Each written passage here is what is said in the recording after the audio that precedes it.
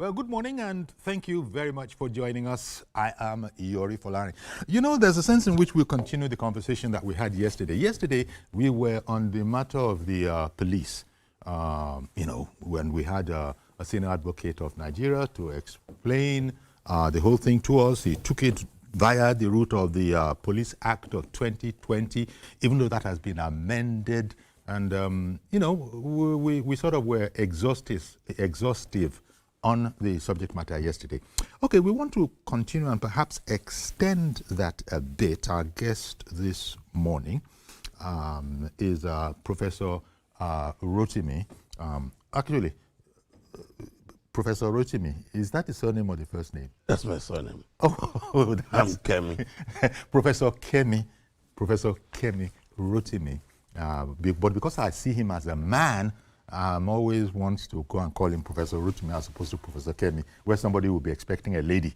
But you've been Professor Kemi for God knows how long. They can refer to my mother, but she's already dead. Great to have you on, Prof.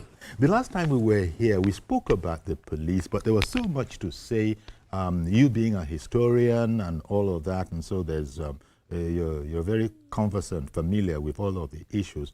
Now, one of the issues that arises from what we were speaking about yesterday was the effect of the Inspector General of Police, which is, shall we say, in the news, the effect of the extension of his service on, shall we say, the matter of superseding or not superseding within the force. That seems to be an important subject matter. Now, are there parallels to a thing like this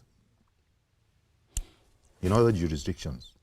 Thank you very much. We are not going to other jurisdictions. Okay. I'm a historian, and that is where my forte is. But we will not even leave Nigeria to discuss this issue exhaustively. Okay. One, Dr. Egbetokun has not got an extension. That's the very first thing to debunk. As at the time Dr. Egbetokun was appointed IGP by Mr. President, he had not reached age 60. And under the new Police Act, it's only the IGP now who has this tenured appointment of 4 years. Every other person, you are going by the existing rule. I think they have just extended their term to 65 the other day. Yes. In other words, if you are not the IGP, it's only the IGP who has tenured appointment on that job of IGP. Because it specifies. It is subject specific. You hold the post at the pleasure of Mr. President for 4 years. What I'm not sure of is whether there's an extension, but it is not likely that there will be an extension, because you don't keep somebody on that job for 8 years. That will create some problems. So Egbetokun had not reached age 60 at the time Mr. President appointed him. And this furore about whether the act was amended just so that it could favor him, hogwash, rubbish. The act having been signed into law by President Buhari in 2020 was due for implementation. And I was very happy when one of the legislators who was involved with the passing of the act, and one of those who wanted to be speaker the other day, Gagdi, appeared on another station and labored to educate his interlocutor about the fact that there is no question of extension, there is no question of skewing the act just so that a particular individual could be appointed. Of course, his interlocutor, who had made up his mind to push the case for Egbetokun has been favored, continued in his own way. He repeated the same thing the following day, even when an educated lawyer came around to educate him. He refused to be educated, but that is his headache. Egbetokun's appointment is not an extension. Egbetokun's appointment is appointment qua appointment. He had not reached age 60. And talking about this age 60 in a retirement, just yesterday on another station, an otherwise experienced journalist claimed, beamed it into the whole world, that Mr. Musiliu Smith was recalled from retirement to be IGP, a lie from the pit of hell. No, that can't be. That can't Mr. Musiliu Smith, the night before his appointment, I spoke with Mr. Muslim Smith the night before his appointment. It was AIG Zone 1. So if I spoke with him as AIG Zone 1, headquartered in Kano, the night before his appointment, was he retired after our conversation and then made IGP before dawn? Mr. Muslim Smith was actively an AIG Zone 1, Kano. Incidentally, that post became the post before you become IG. Ibrahim Kumasi went there from Mr. Smith. Then Mr. Tafa Balogun was also AIG Zone 1 at the time he was appointed IGP in 2002. So Dr. Egbetokun is having a proper appointment as IGP. As a matter of fact, there is an IGP now retired who could challenge his removal from office before Dr. Egbetokun's appointment. That's the IGP before Dr. Egbetokun. But we do not know, and since he has not said so, we cannot be crying more than the bereaved. He was supposed to have been appointed under the 2020 Act. We should have specified that he was being appointed IGP under that Act and to hold office for 4 years. So by the time he was removed and then Dr. Egbetokun was appointed, he could query his removal. But if the man has not complained, who are we to complain on his behalf? Now, Dr. Egbetokun is not enjoying an extension. He has been appointed IGP. Talking about supersession. But when the president came on board, when President Tinubu, entered into his office, it was not known that the Inspector General of Police would come on. I mean, everybody would have known. We know these things. The policemen know who is where. And so they knew that he was going to be retiring soon anyway, not knowing that, well, you don't know, how does one put it? You don't know what the president, has up its sleeve. You don't know, because you've just said that he's serving at the pleasure of the president.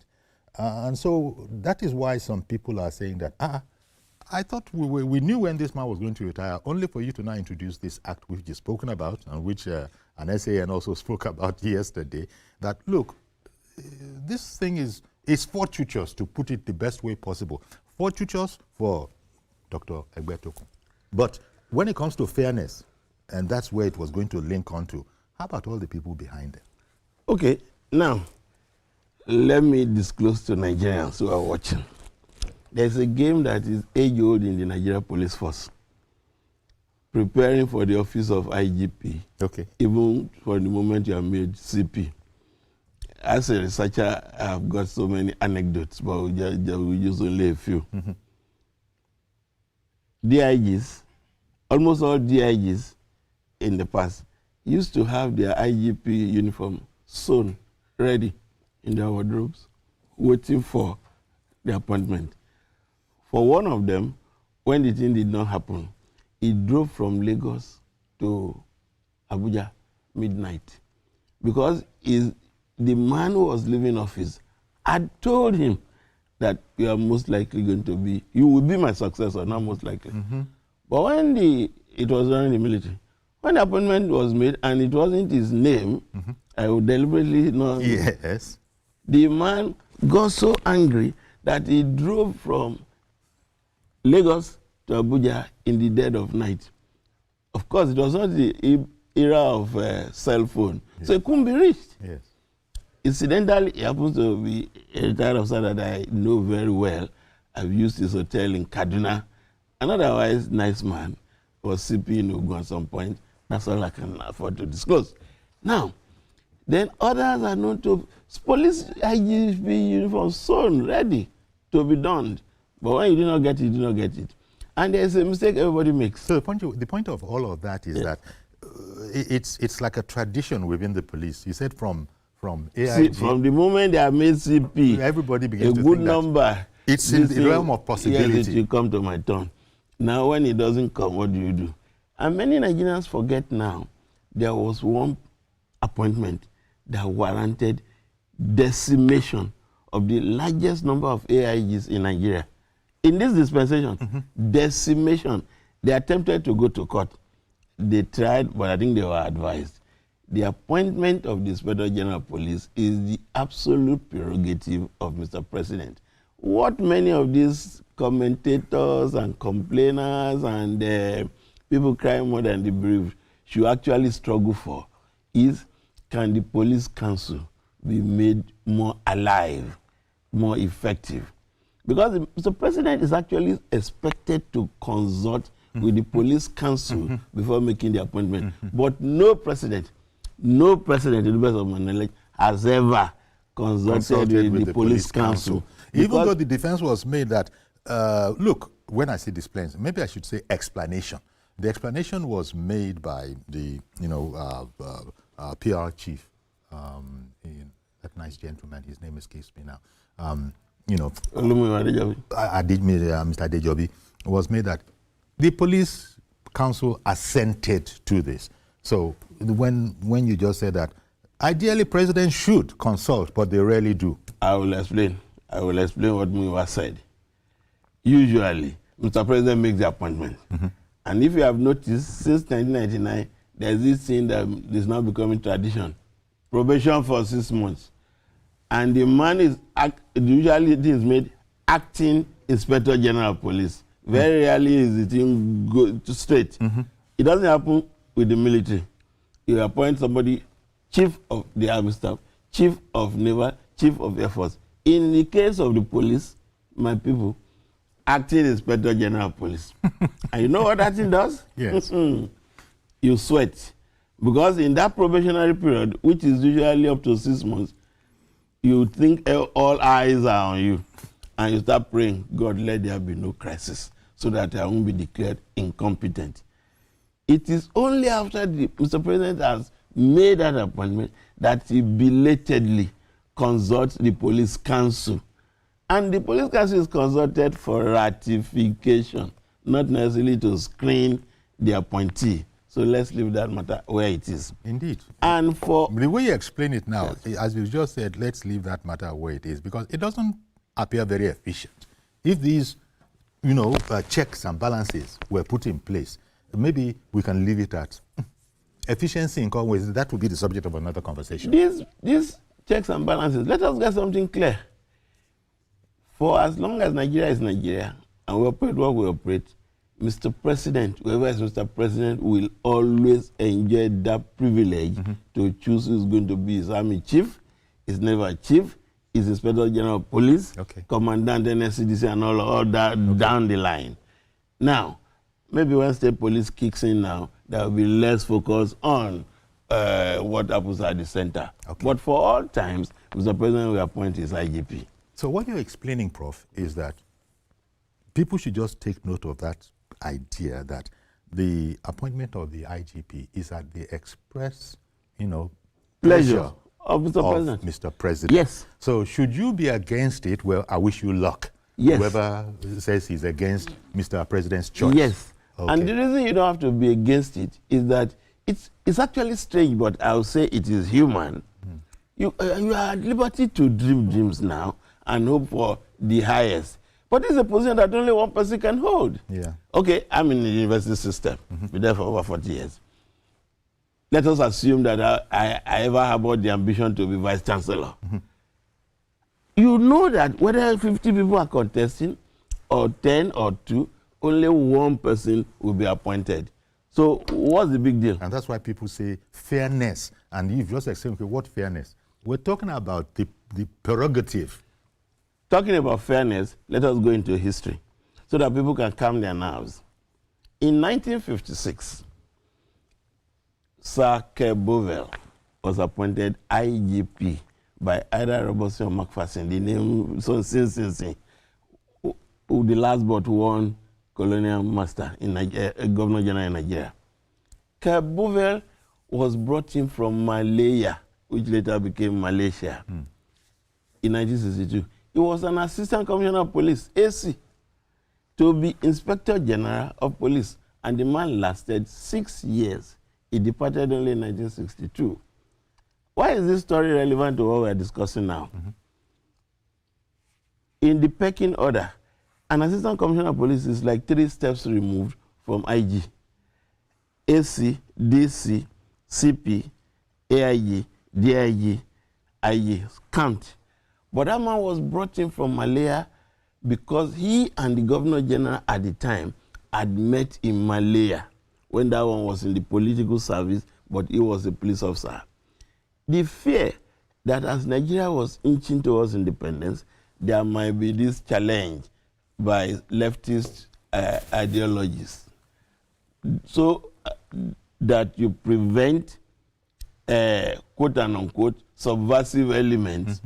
That was why it was brought in. As a matter of fact, it was under Kerbovell that what is today MOPOL was established in Nigeria. Because MOPOL as in mobile police. Police Mobile Force, Right. PMF. Oh. That's the appropriate title. Yes. But we call them MOPOL. It was under Kerbovell because that arm or extract from the regular police had been experimented with in Malaya. So it was brought in to do it in Nigeria. And the Nigerian officer who was detailed to go to Malaya to understand the Hector Victor Omoba, that was the man who started MOPOL. So when sometime in 2018, the majority leader then in the Senate, who later became president of the Senate, said an expert gave him a paper on policing, and that expert said that MOPOL was established under Shagari. I couldn't laugh, I couldn't cry. But any day I see that man, I'm still going to tell him, collect your money from that fake expert. Give me that money. Because MOPOL was established in 1962, not under Shagari. So Kerbovell was brought in. Where are we headed here? To supersede the likes of J.A. McDonald and Hodge, the last Colonial Inspector General of Police. J.A. McDonald had got to Nigeria in 1931, 1933. So you can imagine these two people haven't done over 30 years or close to before somebody was brought in as IG over them. They were already CPs. Thank God, Hodge eventually made it and became IGP. But in the case of J.A. McDonald became permanent acting Inspector General of Police. His substantive rank was DIG, but he never made the grade of IG.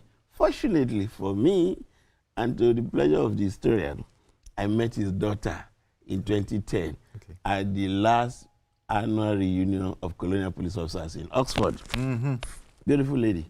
And I later saw the memoirs of her father, and inside the envelope, her mother's write-up. It was the mother and a few others who started Corona schools in Lagos. The father of the mother came to Nigeria in the 1890s to trade, but died. The mother got curious to want to see the grave of her father. By traveling from Lagos to Opobo, fortunately, a detail of the husband helped to locate the grave of Mrs. McDonald's father.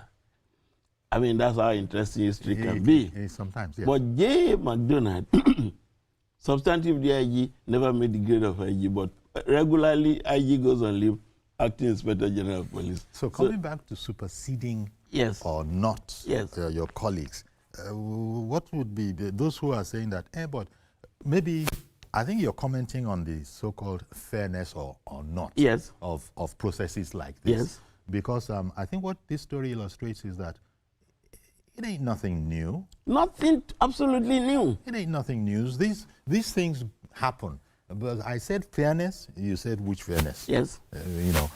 And whether it has never happened before. Who said so? These things happen, and you've just given us a historical perspective. Yes. And therefore, when you say, Egwetokunde officers, who are these officers? At the time Egwetokunde was appointed, Egwetokunde was already a DIG, if my recollection is right. Before him, it was usually from the rank of AIGs that IGs are picked in Nigeria. And I can count. After Mr. Smith, Mr. Tafa Balogun was AIG in Kano. After Mr. Tafa Balogun, yes, Indera was already a DIG. After Indero, yes, Okiro was DIG. After Okiro, Onovo was DIG. And to those who do not know, Onovo and Okiro were squad mates. They joined the police same time. But Onovo had a head start, made DIG before Okiro. But Okiro did so wonderfully well in Lagos. And Okiro was promoted DIG from CP. But many who might not know would think that he was brought in to supersede Onovo, for instance. They were squad mates. But Onovo was luckier in the movement. But Okiro made the grade and was made IG. But after that, you had Ringim. Onovo was in office for barely a year when Jonathan promoted or brought in Ringim. And when the PDC people complain, they don't know history. And that's why we're here. Ringim got the appointment. Why? When Alamesia got into trouble and President Obasanjo caged him, the man from England came to Bayelsa, disguised as a woman, but was apprehended. And I was in the US when he was picked. I remember clearly. Ringim was CP Bayelsa. So there was this BBC program, Focus on Africa, during the bell for that afternoon. Ringim, they interviewed him. We understand the man, the governor has been, yes, he says he has been arrested. Where is he now? He says he's sitting in front of me here. I will soon arrange for his transportation to Abuja. Now, because Ringim as CP contained what should have been the protest about Alamesea's ordeal, because the man had acquired fame, Governor General of the Niger Delta. So his ordeal was novel and people had reactions. But Ringim effectively caged those who had protested. So when Jonathan got the chance to appoint an IG, made Ringim his IG. Ringim was an AIG, not DIG. At the time he was appointed. And after him, subsequently, you are having AIGs becoming. So what is the big deal? So Egbetokun deserves to have that appointment. And Mr. President could pick anybody. And I'm saying this so that people will appreciate. Once you are a CP, you could be made IG. That's the truth of the matter. And so, following from all that you've said, this whole matter about Egbetokun and his extension. It's making a mountain really out of a molehill. Out of a molehill. You know, that's what you're saying. Yes. Okay. You said something in there that reminded me of something else. You know, you used the expression, you know, a novel idea in the police force, and talking about the police week. Yes. That's a novel idea. One hears of Army Day. I don't know about Police Day, but now we're talking about Police Week, and it's a novel idea. Talk to us about that. Well, my information, since they haven't yet advertised it, but my privileged information is that Mr. President has, beginning from this year, allowed that the police should celebrate April 1 to April 7 as Police Week, and with April 7 as Police Day. Okay. That's the bit that I'm not sure they have got correct. Many Nigerians do not know what we have today as Nigeria Police Force came into being on 1st April 1930. I suspect this thing about not wanting to make April 1 Police Day has something to do with this nonsense joke about April Fool. And many will now say, no wonder they behave very foolishly if they came into being on April 1, 1930. But it was not their making. The political authority, that is the colonial masters at the time, decided to merge the government police of the South and government police of the Northern protectorates into one on April 1, 1930. That's how we got MPF. So for Mr. President to now give them this week, that's a big deal. Hopefully, they themselves will sit down now and make this first edition really, really historic. I can give them a few suggestions about what to do. Let them go around collecting memorabilia. Can loan them some. Photographs, accoutrements, caps, badges, and all that from the past to display during their week. And you really love to see former police officers, Nigerian and colonial, in the old uniform. So they are going to have their week. And I may again by my information, some colloquium or some such stuff. But they are going to celebrate Police Week this year. Okay. April 1 to 7. Okay. Sorry to be sort of back and forth, but I just remember that, look, in the police, if the information is correct, it's been said that, look, those of them that have reached 60 years or 35 years in service should be turning in their papers. Yes. And, well. That was on Friday. Okay. That's the information from the Police Service Commission. Again, there is this problem that I have with information dissemination, that even from the PSC. There is absolutely no need for the dramatization of that order. It's an existing order. It's even an order. It's not even an order. It's an so sorry to interrupt you, Prof, but there is a call. I didn't. Good morning. Please go ahead. Uncle, good morning. Can you hear me? Well, yes, I can hear you now. Good morning, Mr. George. Yes, good morning, and good morning to the professor of police. Yes. He's a professor of history, right? Professor of history. Just professor of history with specialization on the police. Please go on, sir. Why we are giving undue publicity to this IGP? Can you hear me? Yes, we can hear you. Yes. So I don't know. Just Uncle Yori, just show me one responsible person that has participated in this so-called controversy that has said anything about it. It's just social media rabble-rouser that brought it up to heat up the polity, and then all of a sudden, other stations can do it, but TVC should not waste our time talking about this kind of. You can hear what the what the professor is saying. Similar to what I said yesterday, that once you are appointed by the president, it's a political position, and that one is tenured. It's not part of civil service rules.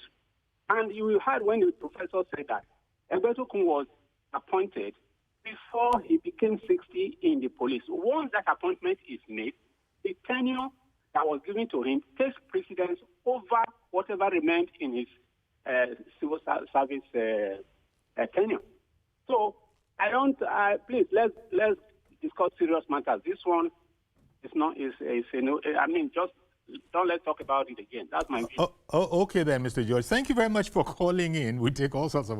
Now, what he just said in there, he worked it out that, look, from the moment Mr. President decided to, appoint Egbertokun, then the rest of his term was sort of reset, and it will be taken over by the provisions of the Police Act. That's the way he's worked it out. Absolutely correct. Okay, I've got to go on a break. If you have any more to say, you'll add it when we come back. Please stay with us. We'll be right back.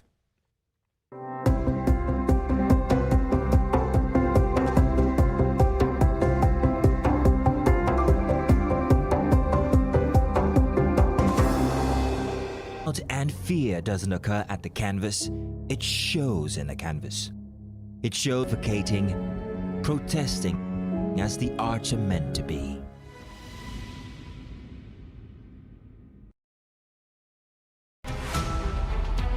Every major news story is with many perspectives and layered with different levels of impact. Hello. What time did this? First, with breaking news. Every second, every minute, every hour, and every day, time doesn't just tick away.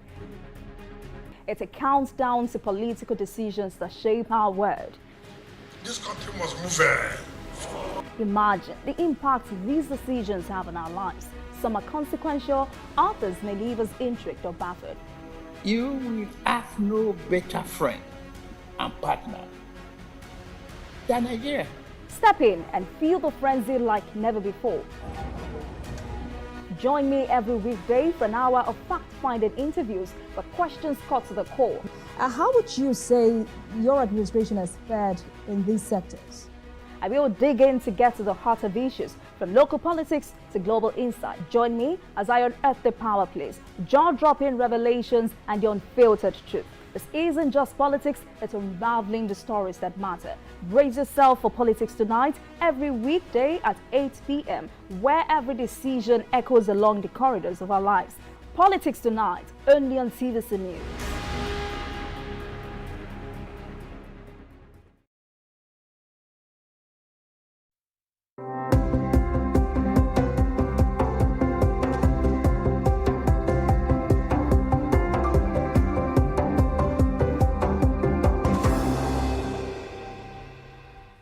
Okay, welcome back. Still having this conversation with Professor of History,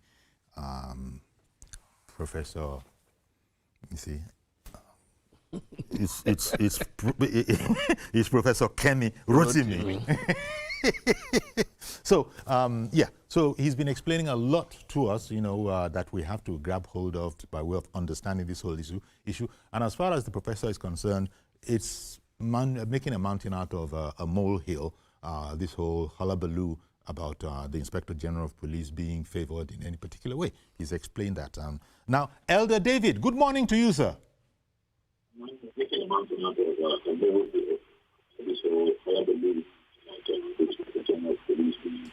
Elder David, can you turn down the volume of your television, sir? Good morning, Yori. God will bless you. Amen, sir. And you too. Thank you very much. I'm very grateful. Okay. With due respect. Elder David, your television volume is disturbing us.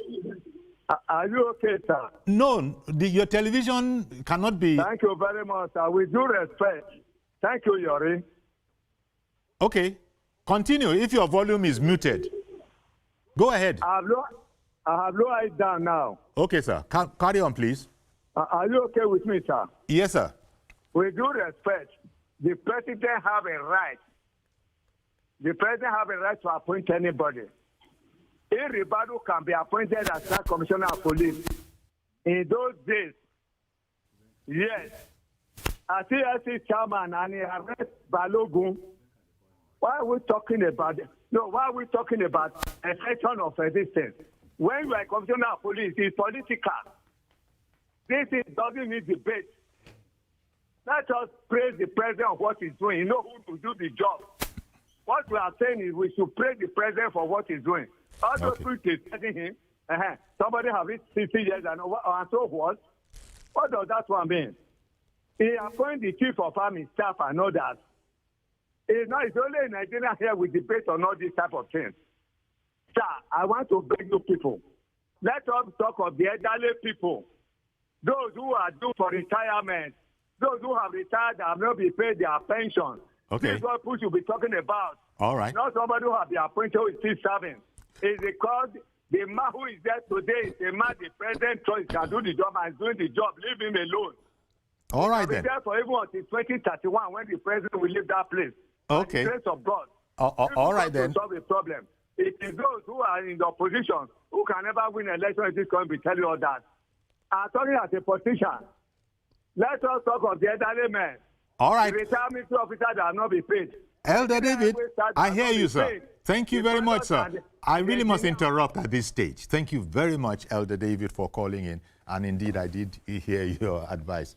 So people going around being appreciative of, the point of view you've explained, that it's up to the president and the president only. Yes. And now, on the 35 years, 60 years in, yes, that became an issue on Friday, it's only when it concerns the police that you hear this kind of nonsense.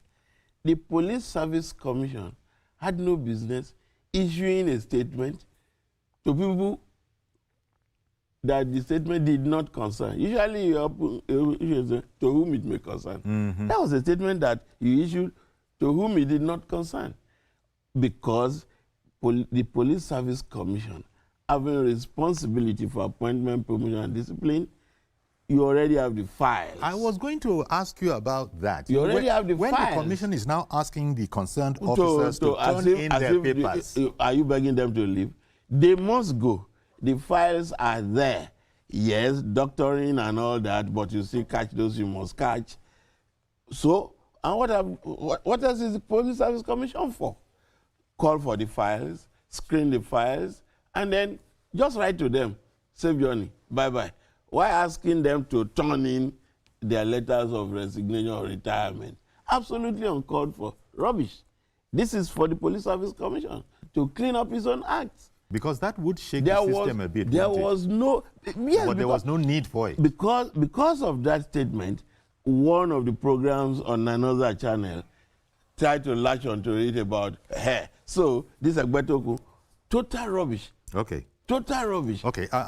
Subaya is on the line. Good morning, Subaya. Yeah, Mr. Yori, good morning. Good morning, sir. Thank you very much. I hope you are hearing me. We can hear you. Thank you. First of all, let me appreciate your guest in giving us the historical background of the Nigerian police. I appreciate the professor very, very well. But by and large, let's say it clearly. Those people that is agitating, I think they are agitating on their own selfish interest. On their own selfish interest. Are they aliens to this country? Let's ask them. Are they aliens to what is happening in Nigerian police in this country? Right from, the time I grown up, I know, the appointment of IG, Inspector General of Police, is detailed on the prerogative of the president. So what are they talking about? I think it's a kind of diversional issue. Look, you see, those people should not disrupt or they should allow our president to continue on the good job of Nigeria. This issue is not necessary. So, by and large, I still thank your guest, so let's move ahead. Let's give our president a chance to solve our problem. So, to me, it's nonsense. What they're agitating for is rubbish. Have a nice day. Okay, then, Subaya, thank you very much. Well, indeed, that is giving it short shrift. And because the point was made yesterday when we were talking about this, that just about every authority you can think of, apart from the president having made his appointment, he doesn't need anybody's permission to do that. The Attorney General has, come in on this, the Police Service Commission, everybody. But we're in a democracy, and everybody's allowed their rights to have their say. But then common sense will have its way. Go ahead with your own. So, in fact, one of our viewers, as you know, Mr. George calling in from Ikeja, he's so angry. Don't talk about this anymore. Why are you airing this whole matter again? Well, it has to be spoken about. Otherwise, people will think that there is something to that which is actually not. Yes, it's okay, as you have said, and rightly so. In a democracy, the people will have their say, and some of them will have their way. Mm-hmm. In this particular instance, because of the individual who I am not interested in even naming, mm-hmm. who brought it up, mm-hmm. and then you have this lazy, totally indolent journalist, including the one who claimed that Mr. Smith was appointed IG from retirement. It's unfortunate. I don't know where annoying. That came from. Mm. But the more serious issue, and we have rested that now too, mm-hmm. the Police Service Commission has no business requesting or inviting people to write their letters of retirement. Okay. The files are there. I work in the university. People play monkey tricks. You go change the date of birth. But the registry people are so very good at it. There was a case of one man. By the time he brought the third date of birth, I said, Baba, I go to Lu now. Your time has since been up. The old man is late now. God rest his soul. Mazi Okoroafo, in Arochukwu, good morning. Good morning, Sayori. Good morning, again. Honestly speaking, Sayori, we thank God for today. It's been a Tuesday. The issue is this. We have a constitution, and the constitution is binding for Tom, Dick, and Harry. What is the constitution saying? That when you are 60 years, and when you have served for 35 years, what do? You just gracefully and religiously go on your retirement. And I like one of these organizations, like WAEC, 3 years for you to retire. They will send you for a course, retirement course. From that 3 years, you now know that your days to say thank you for the organization is limited. But the situation whereby, when I saw that the case was just talking about, when I heard about the letter, that the commission said, 60 years, 35 years of service, find your way. Well, no, not find your way. Turn in your papers. I don't know. Notify us. We want to know. Let us know. Yes. Now, the thing is this. honestly speaking, it's very, very religious and graciously for anybody. When you have reached that time of 60 years, just quietly can go. Okay. But situation whereby there's a lot of controversy, this and that doesn't make sense. Because nobody is indispensable in any organization. In our that the young man is doing so, but the question, when that time, let him go. Everybody should get a place. And at least there's a cadre of vegetation. When you leave a place and you have done a very nice job, man, your job will count for the legacy that you left behind. People will say, hey, when Mr. So when Mr. So will be, oh no, those people were just moving, clearly were very, that's what it's supposed to be, honestly speaking. That is why outside Nigeria, when they say borrow, because there's a sense of research. Okay. Borrow and come back because you don't need everybody go to court. It doesn't make it the democracy to be vibrant. It doesn't make democracy to be sweet. Democracy is so that you are considered and everything. Not like a detail of a military era where they talk about jackboots. No. Let us know that democracy. What the Constitution is saying, we should do what? We should keep to let Nigeria continue moving because this is our country. We have no other place to go. Good morning, Mazu Crawford from Aruchuku. Have a pleasant day in Lagos. Thank you very much. I saw that you were smiling there because the man is saying that. He's your veteran caller. Say, look, don't worry about all of these things. And he's even making a case that people should, he's implying that people don't want to go, but you see, whatever, without prejudice to whatever he thinks, the point has been made that, and I think George, who called him from Lagos, sort of explained it a bit better when he said that, look, whatever happens to your progression in that service, the moment the president appoints you IGP, I think is the only office that has a tenure attached to it. The moment the president does that, it takes over. Even if you were already, day after tomorrow, you were due for retirement, if you get appointed now, I'm sorry, you shall have that 5 years. Right? Or whatever number of years. Or whatever number. That is specified in the Act. Mm-hmm. And one last word, so that we get off this. Yes. Many Nigerians do not appreciate the fact that what actually led to this agitation for tenure for the IGP was the rapid turnover of leadership. As I've explained on other platforms several times, Aboluri, as NSCDC Commandant General, the second one, after President created it, outlasted 5 inspectors general of police. Yes. Aboluri got into office when Mr. Balogun was being appointed. Aboluri outlasted Tafa Balogun, Eindero, Okiro, Onobo, and Onobo's successor. Aboluri as what? Aboluri, Commandant General of the NSCDC. Okay. Whereas we had these IGPs from 1999 to now. Security and civil defense. Yes, civil defense. From 1999 to now, on the average, we are the Inspector General of Police lasting 1.5 years or thereabouts. So this 4-year thing, or this tenure appointment, what it means is that it allows an innovative, progressively minded Inspector General of Police to have a program. Not this one that the other day they started codification. Fire for fire, policing with integrity. That some of them couldn't even read. But a 4-year tenure, a tenured appointment, helps the individual first to sit easy on that chair, then map out a program. This is what I want to achieve during my tenure. And what some of us will want them to achieve, qualitative training of their personnel. And those who make this animal noise about appointment ignore the application of the federal character in the matter of appointments and promotion in Nigeria. Yes. It is the federal character thing that comes in to ruin the careers of many people. You started off at the same level during the training. Then you finished. Some people went away. Some people just got lazy, couldn't pass promotion exams. Then you now get to this leadership position, CP in particular. The prospective DCs are from Edo. You can count 10. But from state X, none.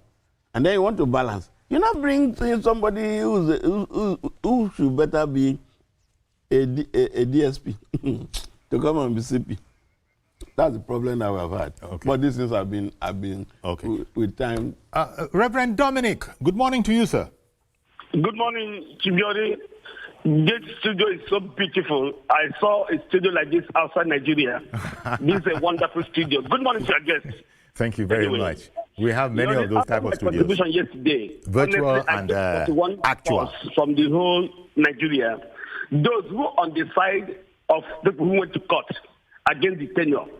As a reverend, you try to be a pastor. Constitution is like a Bible.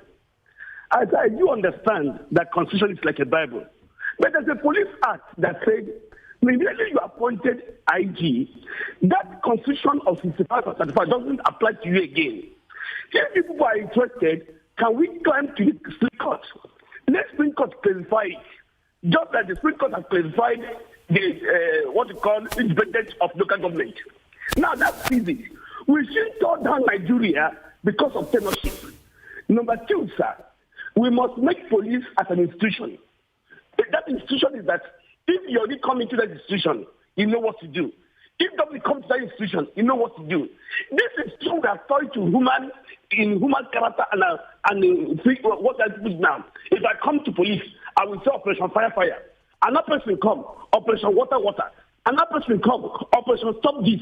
It shouldn't work. If we have a strong institution, anybody that comes into that institution fit into it. Whether you work for 1 day or for 1 month or for 2 months. Why are we fighting for this tenure?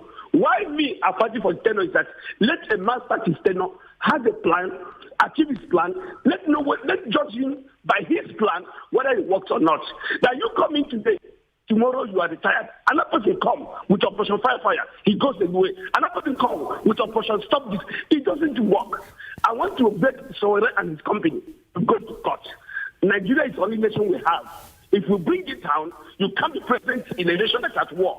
You can't be president in a nation that has no food, that has no governance. Nigeria belongs to us.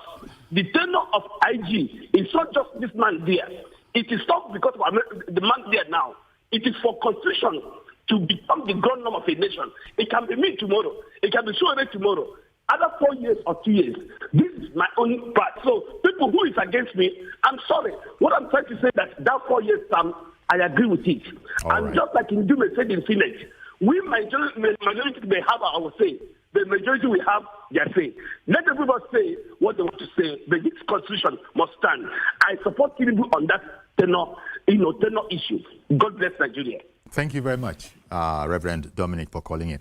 And incidentally, one of the things he said, that the reason why Egbertogun's situation has to be like this is for the very principle of being able to deliver on some of those programs that require a longer term frame than usual. And that is what Reverend Dominic is including as some of the positives of this. But without prejudice, I think I want to agree with you that let's put this behind us. We've discussed it for 2 days running, unless you think that there's anything that needs to be added. No, if it will be any consolation to the criers, the noisemakers, I want to give them this sop, just a little one, that it is in human nature for people to grumble, for people to be disaffected, for people to think sidelined. I've just told the story of J. Bovell, J. McDonald, and Hodge. Do you know? They left, Hodge, the last one, left in 1964. Do you know that as of 2010, when I met the colonial police officers in Oxford, some of them still had that pain of an AC being brought in from Malaya to supersede those who had been slaving for Nigeria. Well, we've completely run out of time, Prof. And I have completely run out of time. But I thank you, as always, when you're here, because it can be exciting, having a conversation with a historian. It takes you down, memory lanes, some of those things that weren't clear to you. Thank you very, very much. I really appreciate you coming on, Professor Kemi Rotimi, Professor of History, University of Ife. Obafemi University Ife. Yes. So no, if you're old school, you'll be saying the rubbish I just said. The correct thing is what the prof has said about Awolowo University. So that's going to be our program for now. Do please join us tomorrow for a fresh edition. I am Yori Folarin. Bye-bye for now.